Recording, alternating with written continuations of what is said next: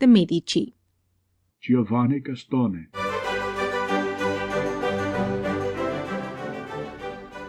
Please like this video so that more people have access to this content.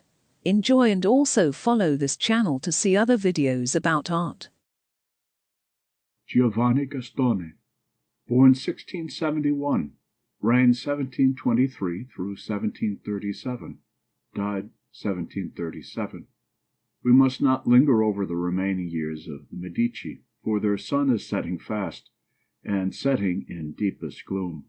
From the effects of such a reign as that of Cosimo III, they were not able to recover, and the 14 years' reign of the last Medici Grand Duke has little to show us upon which it is pleasant to dwell. Gian Gastone was 52 when, in 1723, he succeeded to a throne which he looked upon by no means as an object of desire, but rather as a distasteful burden which he would have escaped from if he could, grievously interfering as it did with the seclusion to which, by being uniformly excluded by his father from all public affairs, he had grown accustomed. Nevertheless, Gian Gastone set himself with commendable perseverance to reform the many abuses which weighed upon the country. He dismissed at once all the spies, hypocrites, and sycophants who had surrounded his father. He annulled at a stroke the long list of pensions, called pensions on the creed, paid to Jews, Turks, heterodox Catholics, heretical Protestants, and other so-called converts, which had formed a heavy item in the national expenditure, and by other similar measures set himself resolutely to relieve taxation. He abolished the organized system of espionage, which had so long been established over the domestic life of the citizens.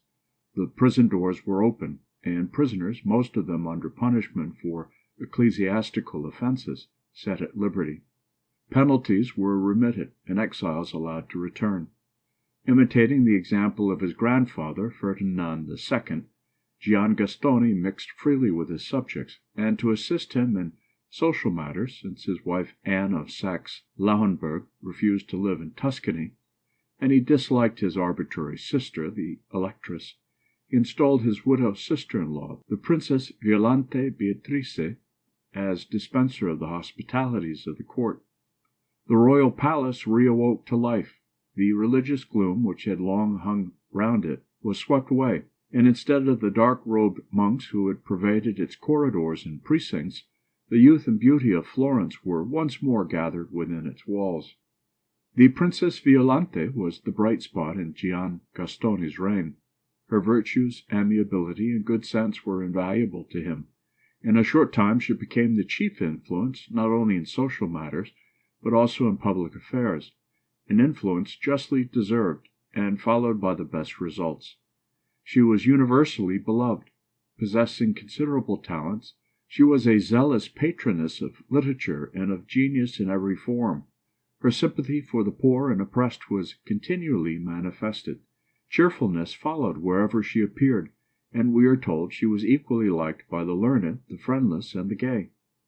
Her many virtues were so generally acknowledged that Pope Benedict XIII, 1724 through 1730, bestowed on her the Golden Rose. Nor were any found who did not consider this unusual honor deserved. The intrigues of the chief powers of Europe, as to which of them should become the possessor of Tuscany on Gian Gastone's death, still continued, and feeling himself powerless to oppose them, the latter turned his chief attention to securing that, whenever the throne passed into other hands, his sister's inheritance of the vast private property belonging to the family should be assured to her, and to obtaining compensation to her for territorial or other possessions of the state which had been purchased out of the family's private fortune. The former category included their various palaces and villas, crowded with precious furniture and countless objects of art, which were all indisputably the private property of the family, while in the latter category were included the whole of the artillery, certain ports and fortresses, and the town and district of Pontremoli. In this endeavour Gian Gastone was to a large extent successful, it being conceded that the private property of the family would, of course, be inherited by his sister. while the question of compensation for possessions of the state, which had been purchased out of their private fortune, was left for future settlement, though in the end the Medici received no compensation on this account.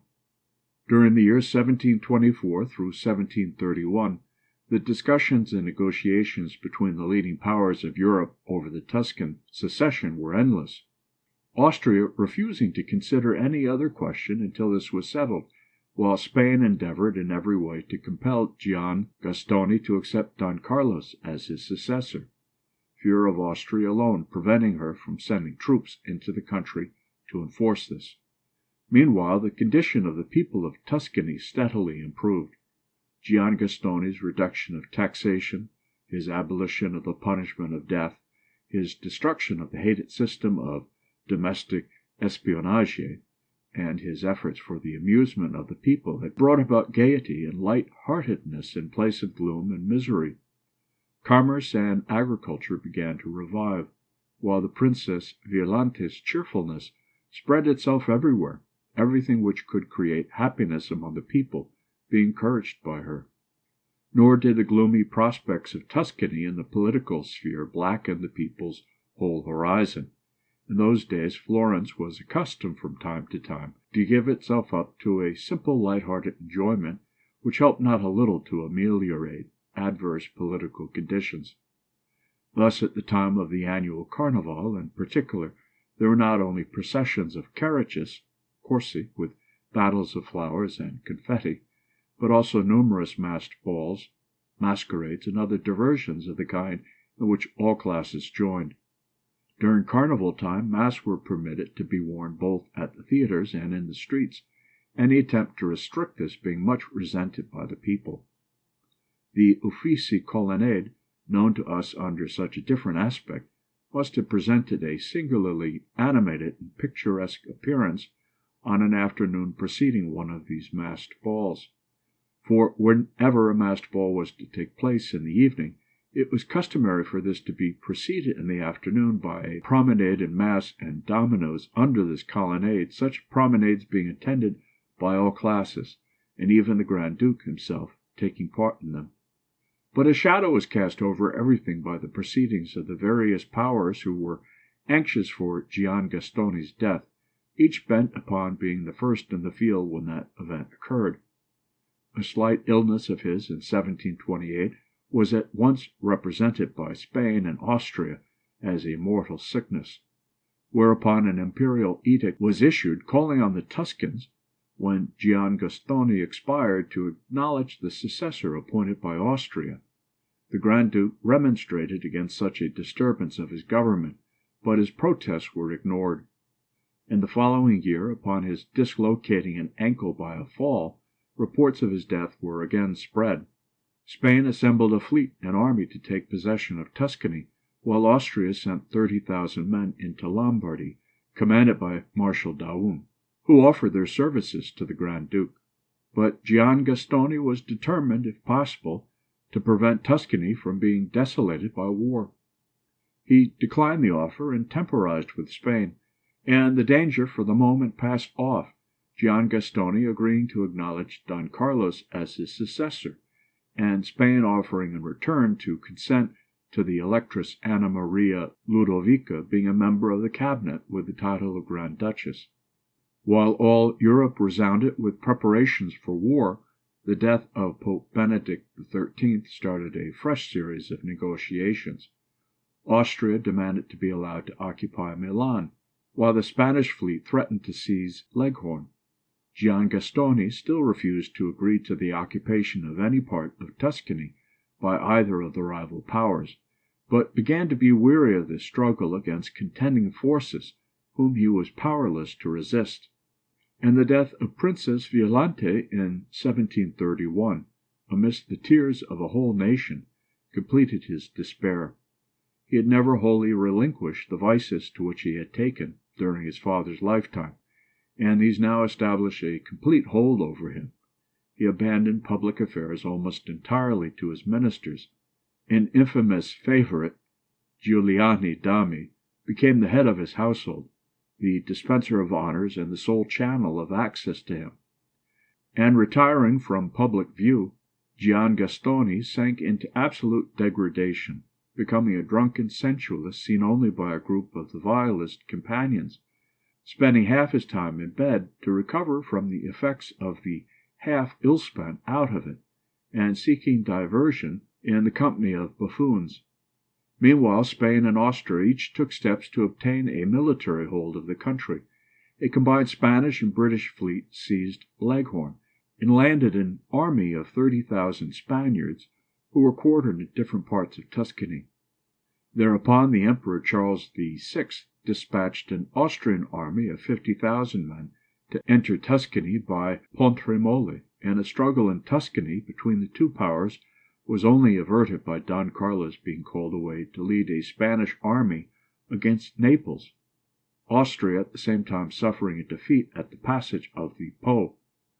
The Emperor's intention was to give Tuscany, if he obtained it, to his daughter, the celebrated Maria Theresa. The Florentines, on the other hand, hated the idea of an Austrian ruler, and if they were not to have one of their own race, infinitely preferred a Spanish to an Austrian one. France looked only at what might best assist her views in regards to Milan and Savoy, while England and Holland desired peace in any way that it could be attained, regardless of what consequences might result to Tuscany. At length, in October 1735, an agreement was made between Austria, France, England, and Holland, as the basis of a general peace, that the Grand Duchy of Tuscany should be given to the Emperor's daughter, Maria Theresa, that she should be married to Francis, Duke of Lorraine, and that the latter, in exchange for Tuscany, should resign Lorraine to France, Tuscany thus becoming, instead of Lorraine, an appanage of the House of Austria. Spain at first refused to agree, but having suffered reverses both in Lombardy and Naples, eventually did so on being given a quid pro quo elsewhere. And in January 1736 this agreement between the five powers was ratified at the Peace of Vienna. The Florentines were furious at their country being thus deliberately sold by the powers of Europe, and the more so at being after all handed over to an Austrian ruler, predicting that they would be subjected to a grinding tyranny. Gian Gastone sent urgent protests to London, Paris, and Vienna, but without any avail. He was looked on by the powers as a mere object of sale. Weakened in mind and body by his excesses, plunged into deepest melancholy at the fate of his country and family, and sinking under an accumulation of miseries, he left his ministers to govern the country as they chose. On the 12th February 1786, Francis, Duke of Lorraine, was married to Maria Theresa, and formally renounced the Duchy of Lorraine in exchange for the territories of the Medici, whenever they should become vacant by Gian Gastone's death, the arrangement being guaranteed by France and Austria. In January 1737, in accordance with the above convention, the Spanish garrisons throughout Tuscany were withdrawn, and Austrian troops took their place. General Breitwitz at Florence and General Wachtendonck at Leghorn swearing allegiance to the Grand Duke on the 5th of February 1787. But Gian Gastone was already dying of an accumulation of diseases, and past caring who had Tuscany.